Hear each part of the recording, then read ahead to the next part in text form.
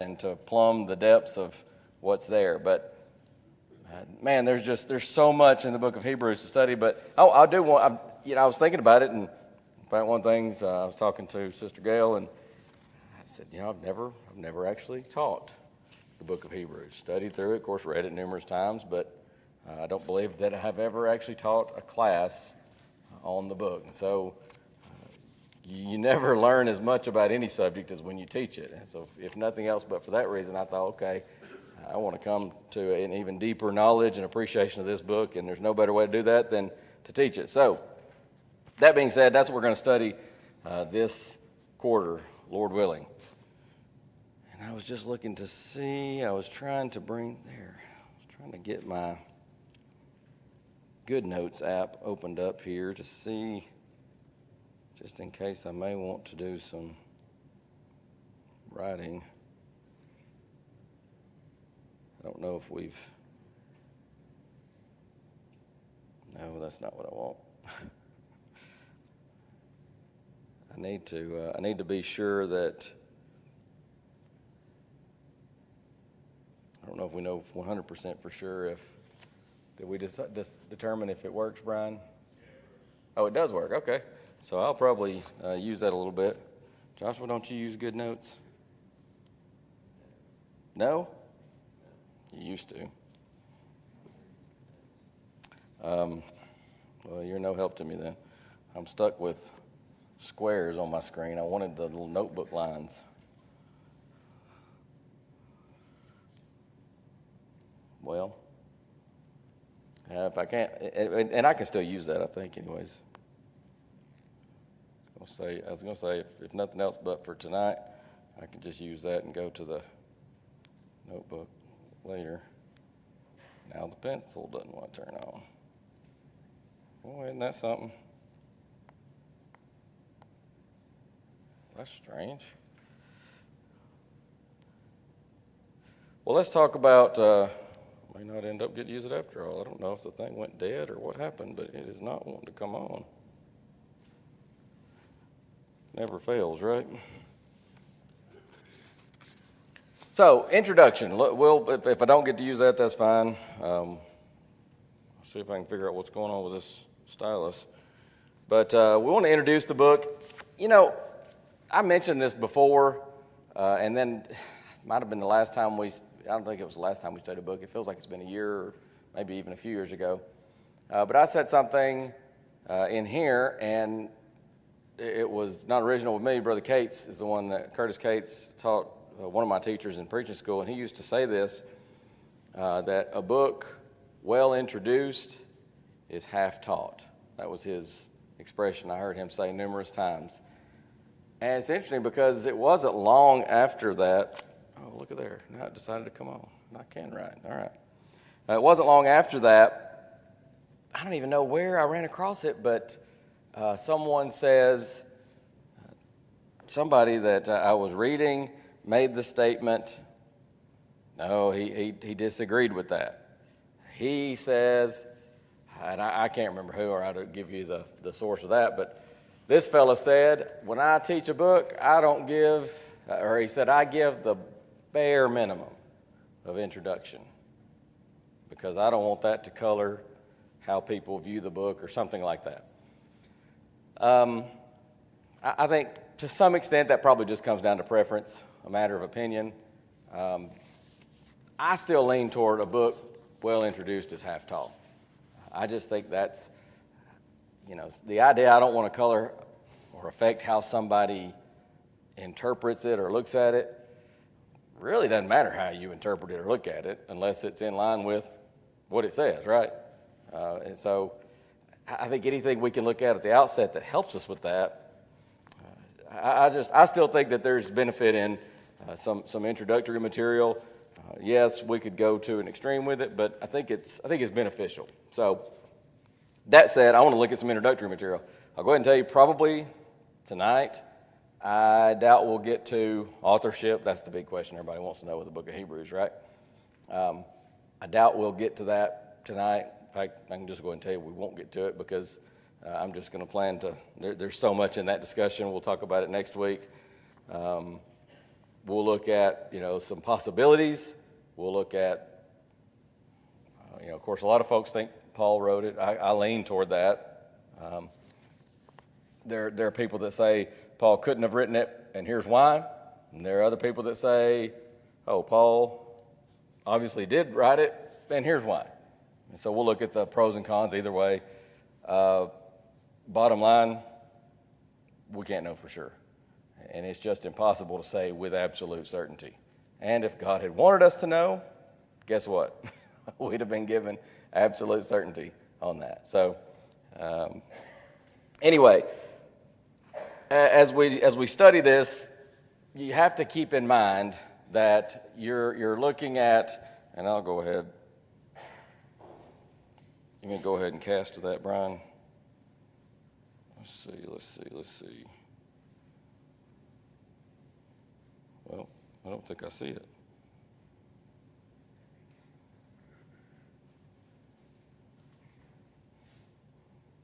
Oh, auditorium. There we go. All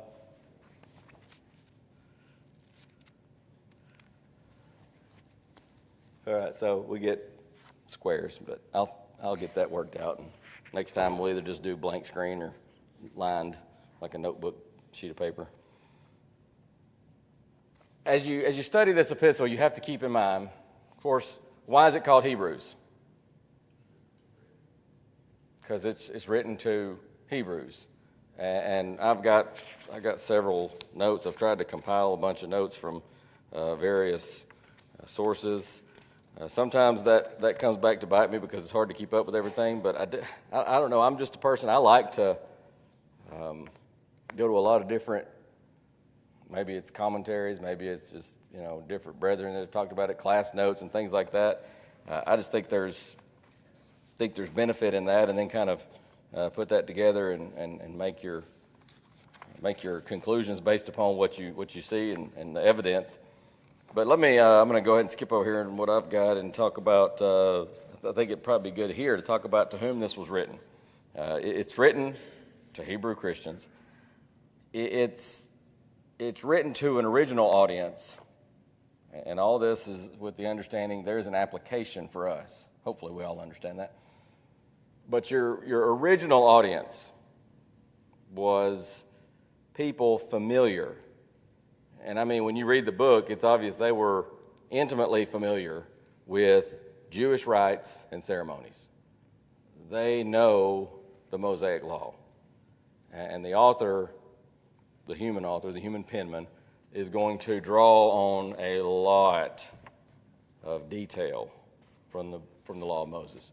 In fact, it's difficult to study this book. Some people come to the book of Hebrews and they say, oh, it is an exceedingly difficult book.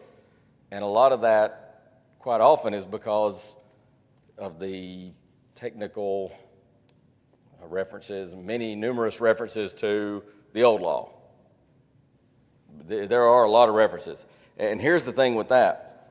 There's no mention of Jewish Gentile controversies that you read about in a lot of the other epistles.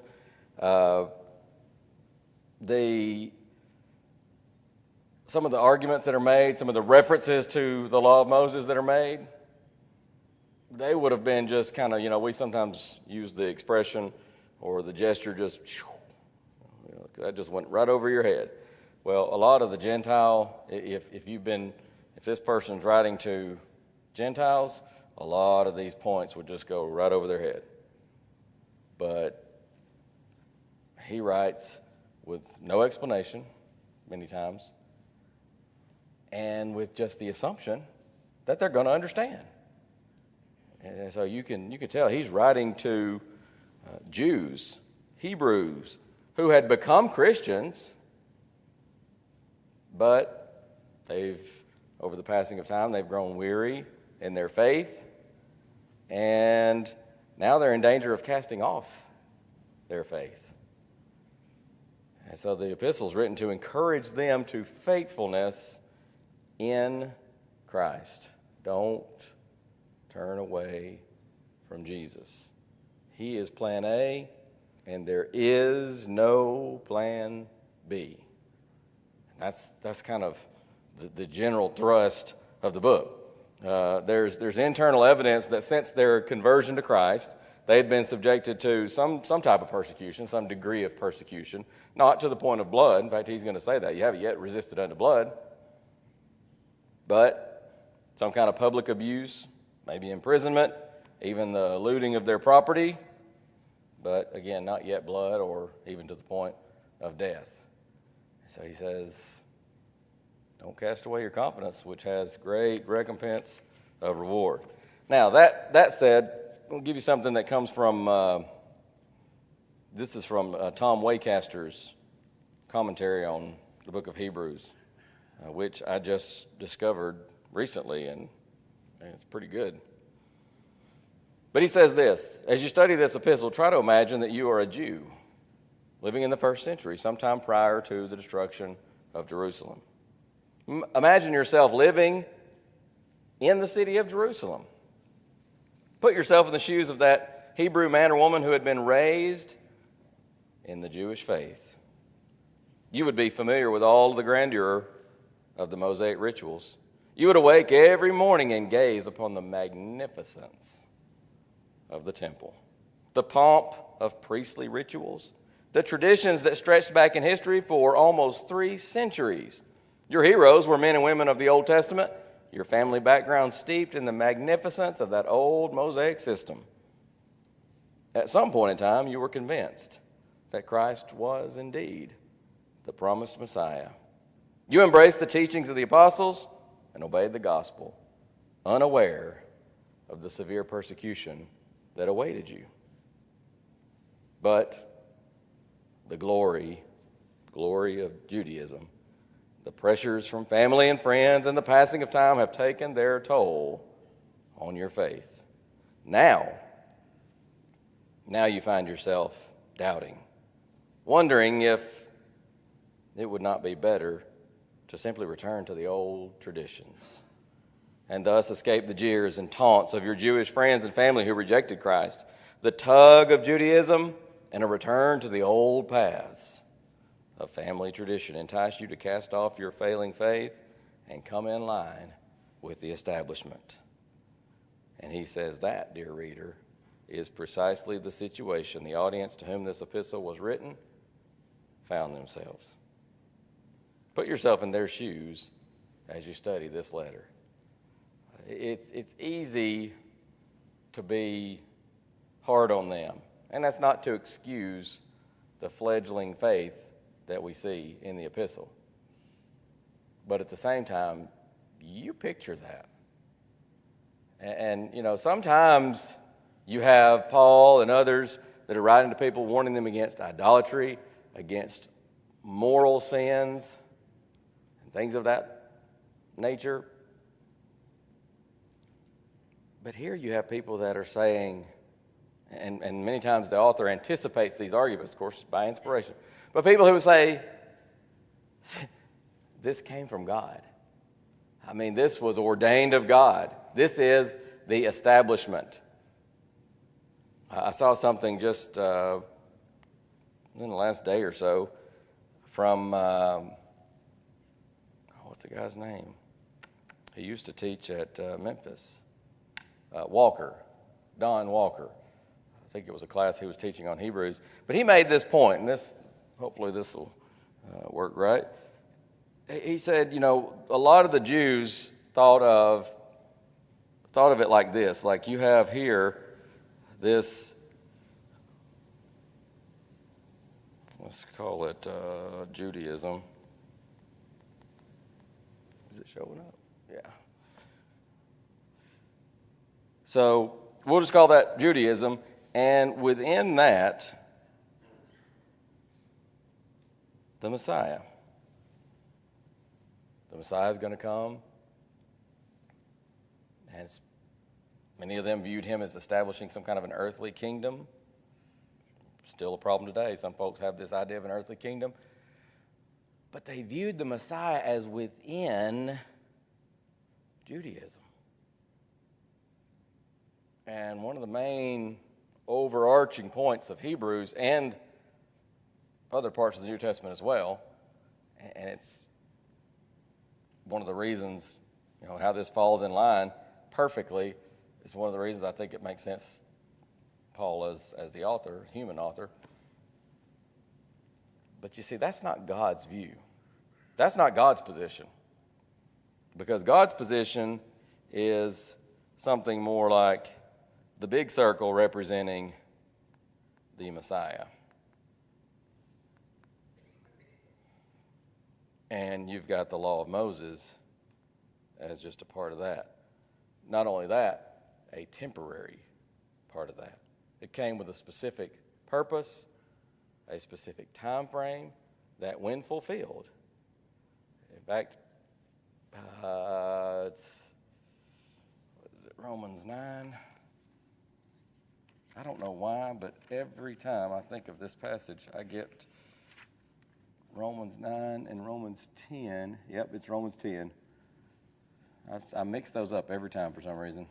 But Romans 10:4, Christ is the end of the law for righteousness to everyone that believeth. He means there, it's a Greek word, telos or teleos, is different forms of it, but some form of that Greek word, I think it's telos or teleos. But it means end, and that certainly is one way to translate it. But it's also, we've talked about this before, it carries the idea of a finish line. You're running a race, and when you get to the finish line, you don't just keep, chugging away. You understand, you've completed the course. It's done. And he says Jesus is the finish line for the law of Moses. And so, again, there in Romans, he's kind of making the point there. Of course, he's talking to a mixed congregation there, but he's saying, referencing a lot of the Jews, they're still running. The race is over, and they're still running. Doesn't make sense. But that's how a lot of the Jews looked at it, as the Messiah being a part of the bigger picture of Judaism. And the Hebrews writer is going to try to get them to understand, oh, no. You see, the Messiah is above all, through all things created by him. In fact, what's the key word? What's our key word in the book? We've talked about this numerous times before. Better. It is, Chris just mentioned it. I've got that. Let's go ahead and take a look at that. Chris just mentioned 13 different times in 12 verses we read better. So let's just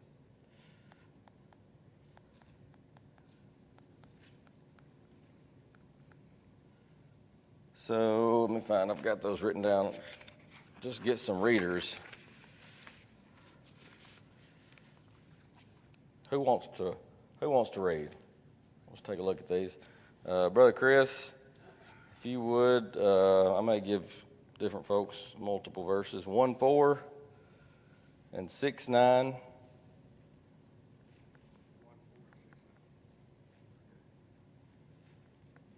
Who else? Who wants 2, 3 references in chapter 7?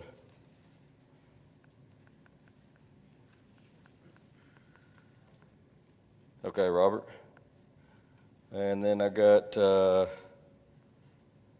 8:6. It's going to have it twice. 9:33. Anybody want those two? I'll give you 10:34 to go with it if you want it.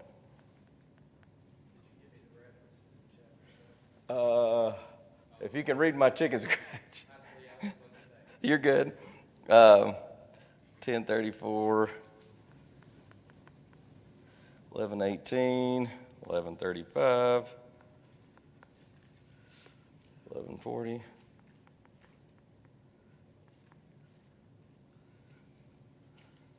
Joshua, you want to take the 3 and 11 and 12? Get the 1 and 12?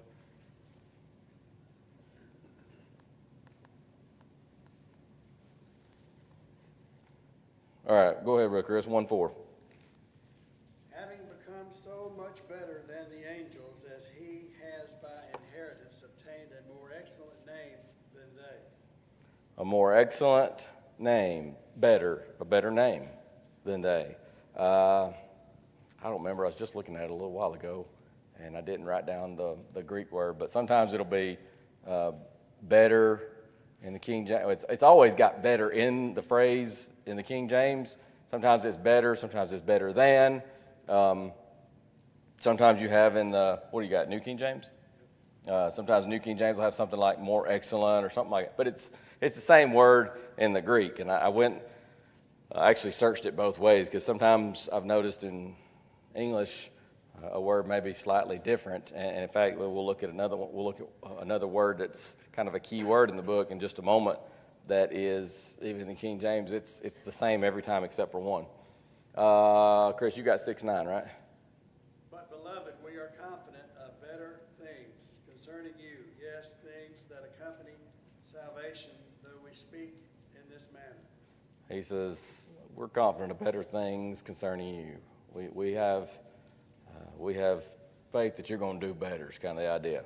Who had, Robert, you have the three references in 7?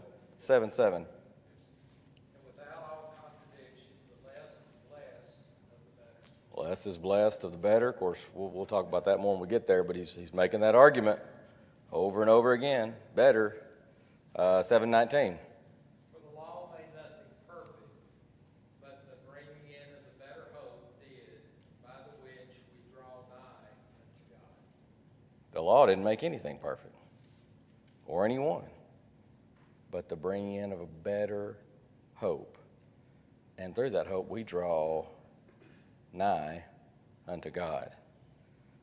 Again, you put yourself in the shoes of a first century Jew who has converted to Christianity, and now you're wavering. That hits hard, doesn't it? I mean, go ahead, 7:22? By so much was Jesus made a surety of a better testament. A better testament.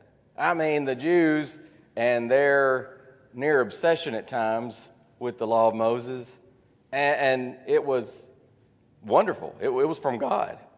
The fault was not with God. The fault was not with God's law. In fact, he's going to talk about that in Hebrews chapter 8. Finding fault with them, he said. And it goes on. The fault was with the people. They didn't keep the law. But at the same time, there's a better covenant. I mean, again, that is going to get some attention among those first century Hebrews with that Jewish background, and especially already kind of wavering in their faith. Who's got chapter 8, verse 6? Brother Jimmy? But now he hath obtained a more excellent ministry, inasmuch as he is also mediator of a better covenant, which was established on better promises. Better covenant established upon better promises. Go ahead and get 9:33 while you're there, Brother Jimmy.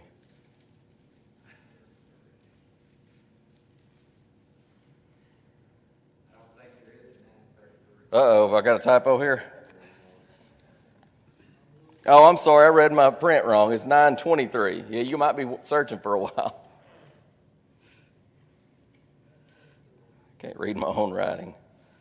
Therefore it was necessary that the copies of these things in the heavens should be purified with these, the heavenly things themselves, with better sacrifices than these. Better sacrifices.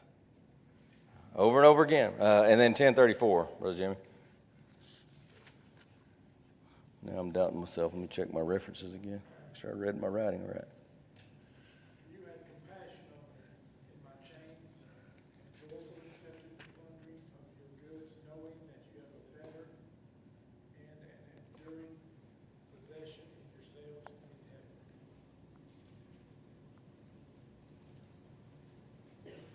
All right. I found another one. Sorry. Yeah, that was the right one there, but I found another one in chapter 11 that I just read my chicken scratch wrong.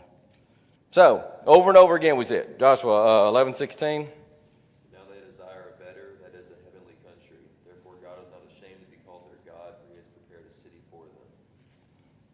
In other words, it's a better reward, better inheritance. 1135. Women received their dead raised to life again. Others were tortured, not accepting deliverance, that they might obtain a better resurrection. Better resurrection. 1140. God having provided something better for us, that they should not be made perfect apart from us. And that's at the end of that Hall of Fame of Faith. All these heroes, those Old Testament heroes, again, you know all about them if you're a first century Jewish Christian reading this. And he says, God provided some better thing for us.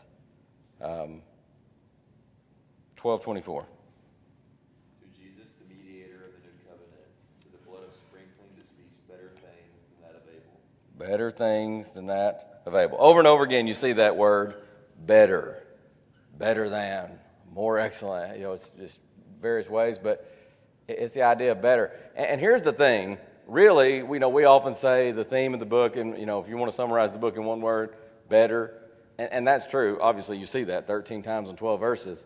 But by implication, what the writer is saying is not just better, but best.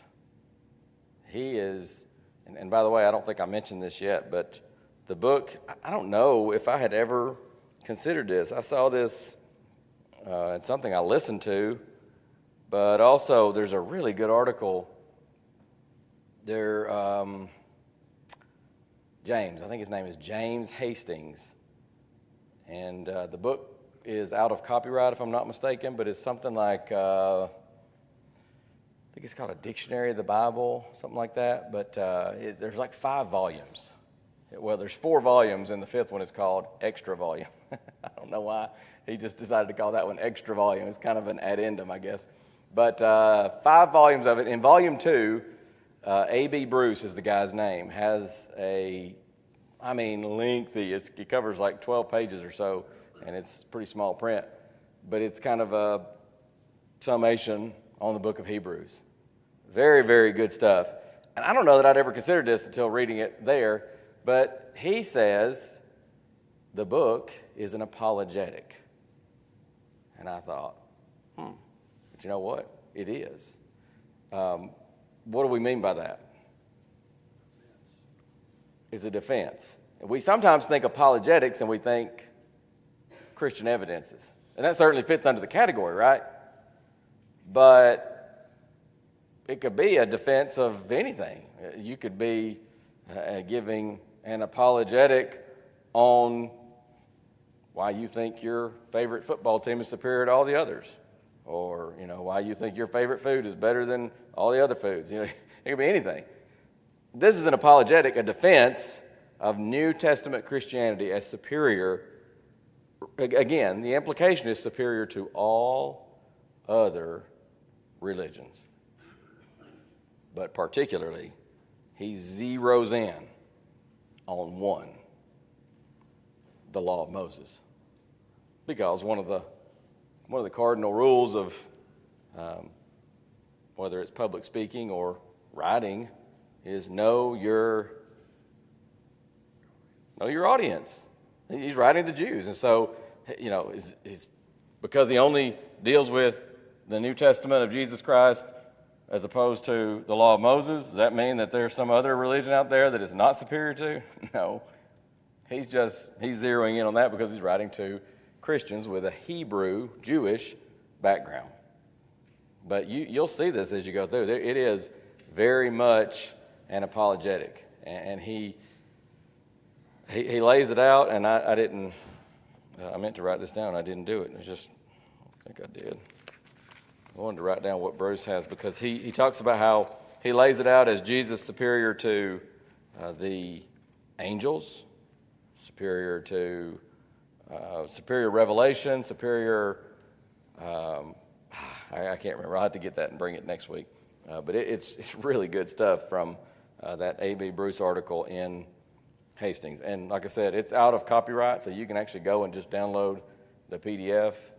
I downloaded the whole thing and saved it to my cloud drive, and then I actually, for my Hebrews folder, I just extracted those pages that have his article on it because it's very good. I told you I was going to mention another word. I'm not even going to attempt to write it in Greek because I probably wouldn't remember the letters. Oh, that's not right. But this is one that's translated, at least in the King James, with two different words, Ionios or Ionios, and it's either eternal or sometimes it's at least once in the King James, in Hebrews at least, everlasting. And it occurs, let me make sure, I think it's 6 times. Yes, 6 times in 6 verses. And so that's another key word you see. And let me give you those. I don't know if we'll have time to go and read all of them. But if you just want to jot those down for your notes, I'll give you the references. 13, 20. Now I'm doubting myself. I'll make sure I'm copying right. And in the reference in chapter 13, it's translated in the King James as everlasting. Every other time, every one of those other 5 references, it's eternal. But when we talk about religion, what do we mean? In fact, would you say, I'm going to channel my papaw here. I always think about, papaw loves to say, true or false? And then he'll give a question. So, true or false? There is a lot of misunderstanding in the religious world relative to and surrounding that word religion. It is true. That's very true.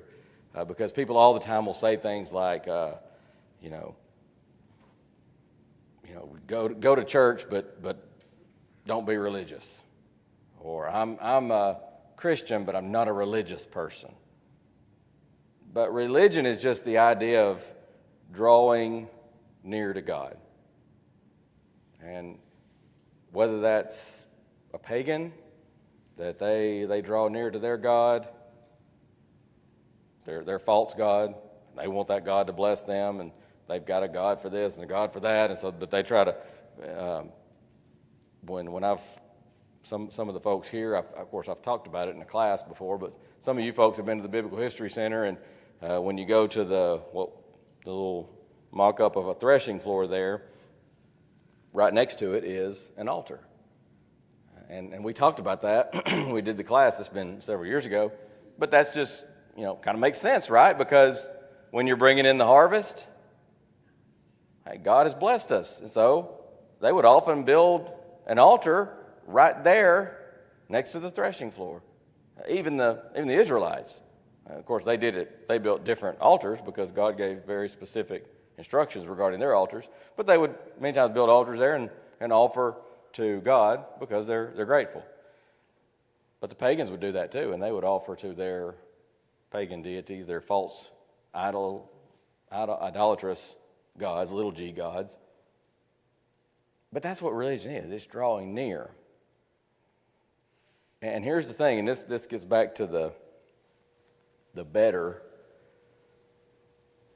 The book of Hebrews, he over and over and over points out that under Judaism, you don't have access to God. You don't have access. At least not anywhere close to in the sense that you do through Jesus. If you're an Israelite, how do you access God? Well, you got to go to the priest. And you have to offer your sacrifice to the priest. And on the Day of Atonement, what happens? You get up and you get yourself ready because it's the Day of Atonement. We're going to go meet God in the most holy place, right? One person does that, the high priest. And only on that day. And only he is allowed. And there are very specific instructions for that. And he goes in on that one day, and he offers for himself. He offers for the people. But you see how you don't have that access. And that's why Paul's going to talk about in Galatians 3, the law was to show the exceeding sinfulness of sin. It's to help us understand we're sinners. We're in need of access to God. We have that in Jesus. He's the forerunner. It's the term that's going to be used. Meaning, we would say it in our language, trailblazer. And so, here, to paraphrase the argument of the book a little bit, he says, I guess paraphrase it a lot, it's kind of like, all right, you have something you need, and you need access to somebody who has some real authority.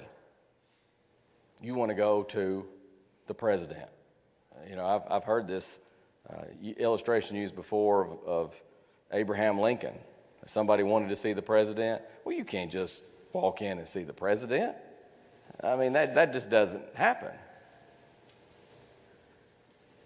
But you know somebody. And so this person says, hey, I know him. Maybe I work for him.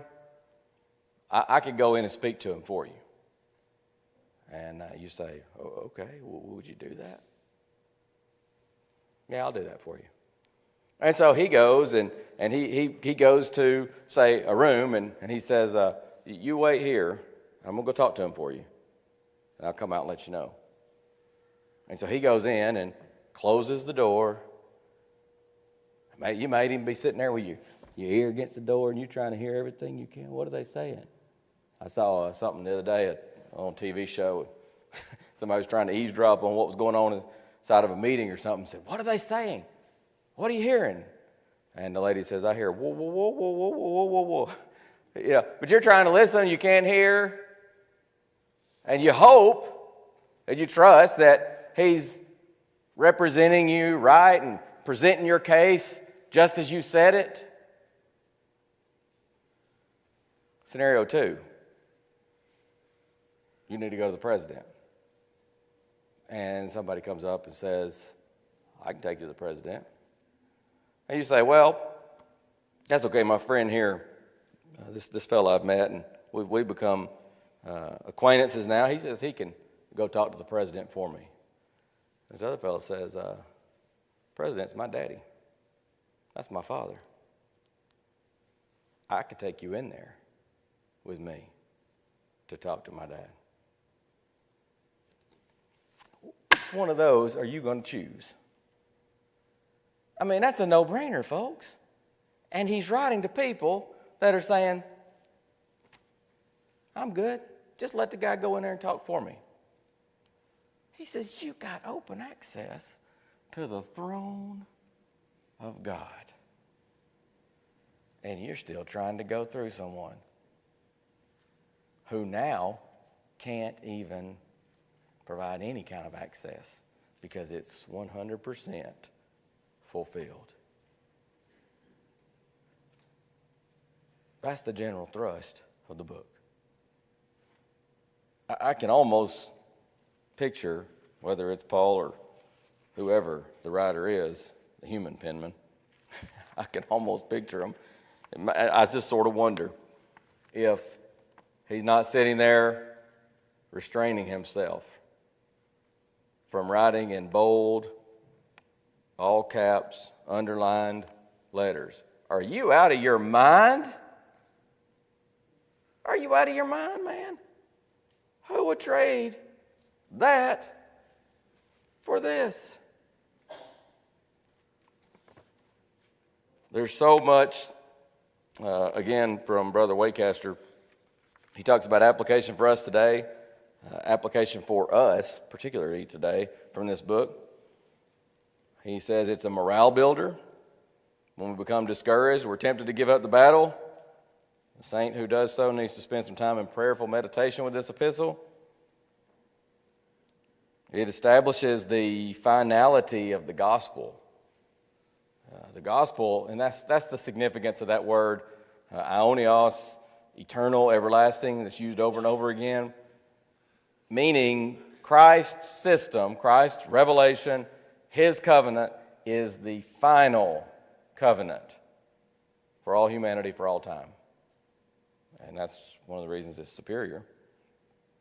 So it asserts and establishes the supremacy of Christ, supremacy as God's perfect word to man, but also man's perfect representative with God. I mean, God could have sent no more perfect word to man than to send the word, the Logos, that became flesh. And man could have no more perfect representative before God than the sinless man, God, who became man. We could say another application for us is it deals with the ministry our Lord is accomplishing on his people's behalf now. In fact, I don't know any other book that deals more with what Jesus is doing for us now. Is that the second bell? Oh, man, time gets away, doesn't it? We'll talk some more about those things next week because I just want to run out of time. But let me tell you this, again, some of this will be built on the assumption that Paul wrote it, but if so, and it still is true whether Paul wrote it or not, but if so, it would be interesting because you got Paul's letter to the Romans, which presents the necessity of the Christian faith. Galatians presents the certainty of the Christian faith. He says, I didn't get it from men, it was taught me by revelation. And then Hebrews presents the superiority of the Christian faith. Jesus is better. He's plan A. We don't have a plan B. And that's what the writer says over and over and over again. We'll have some more introductory remarks next week, Lord willing. We'll talk about authorship. Really more important than who wrote the book, the human penman, is when. And we need to understand that. We need to answer that question. And God willing, we will do that next week. I'm really looking forward to this study. Man, just such a magnificent book, and I'm excited about studying through it and alongside with you. Thank y'all very much.